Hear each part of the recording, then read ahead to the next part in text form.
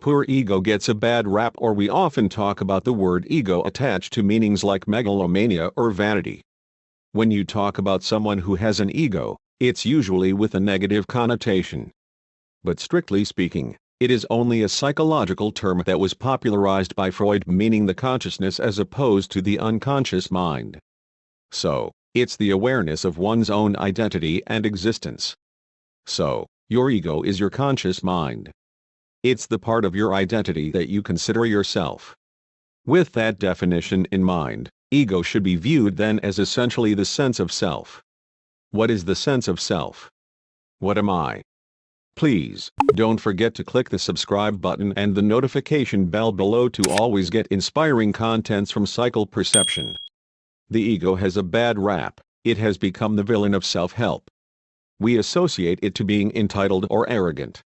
That's why we want to get rid of this enemy. However, your ego is not the problem, your illusion of self is. According to psychologists, if we don't have an ego, we would become mentally ill. We need it to mediate between the unconscious and the conscious. Your relationship with your ego can turn into either an enemy or an ally. The ego causes most of your suffering, but it can also save you from further pain. The ego is a fraud. The ego is the worst confidence trickster we could ever imagine. Our ego is a curious beast. Most of us don't realize its existence, yet we are under its mercy. We usually associate the word ego with being arrogant, proud, or selfish. However, our ego is a different thing. It magnifies either our best or worst side. That's why the ego is the worst confidence trickster. We end buying the exaggerated version of ourselves. The illusory self is a seductive fantasy. That's why we succumb to our ego. We let it hold the reins of our lives without any resistance. The ego hides in the last place you will ever look, within itself.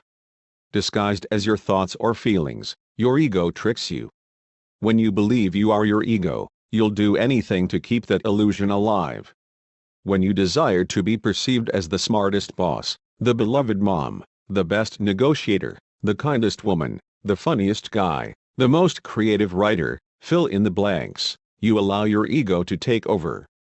You self-identify with a single aspect of yourself. Preserving that perfect image becomes a life or death matter. By wanting to keep our illusory self happy, not only we place hope on an impossible goal but also harm ourselves and others. People are willing to lie, kill, cheat, hide, or steal to protect their ego boundaries. If someone criticizes that perfect side, they take it personally. They feel their entire identity is at risk. Why is this happening to me? Everyone wants to be with me. Why is this person attacking me? Nobody listens to me. We are self-absorbed. We make everything about me. We believe that everything revolves around us. We judge what happens through a self-centered filter. The paradox of the unhealthy ego is that, though it seems like a confidence booster, it creates more harm. By comparing ourselves to others, we create self-doubt. By pursuing endless ambitions, we end disappointed. By pretending things always to go our way, we become bitter and frustrated. The unhealthy ego is a fraud. Don't believe your illusory self is true. We don't need another ego. The bigger a man's head gets, the easier it is to fill his shoes. Most people believe they know themselves, but less than 15% are truly self-aware. Being self-centered or having a distortion of who we are, turns us into a victim of the illusory self. The ego is you-ness. It captures your thoughts, beliefs, memories, and emotions regardless if they are good or bad. However, the problem is not the beast itself, but the role it plays. Having no ego would be a disaster. We need something to mediate between our desires and our beliefs and values. Without it, we would become helpless or mentally ill.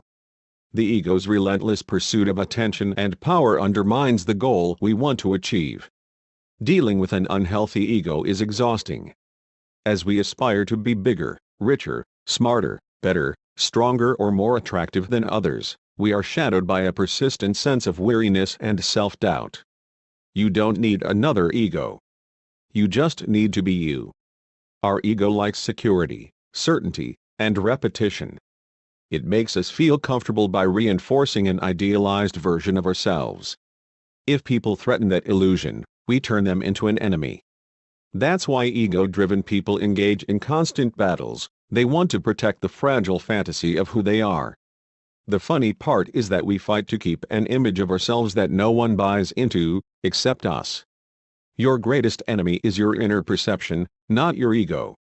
If you found this video useful, please do click the subscribe button and the notification bell below to always get inspiring and enlightening contents from Cycle Perception.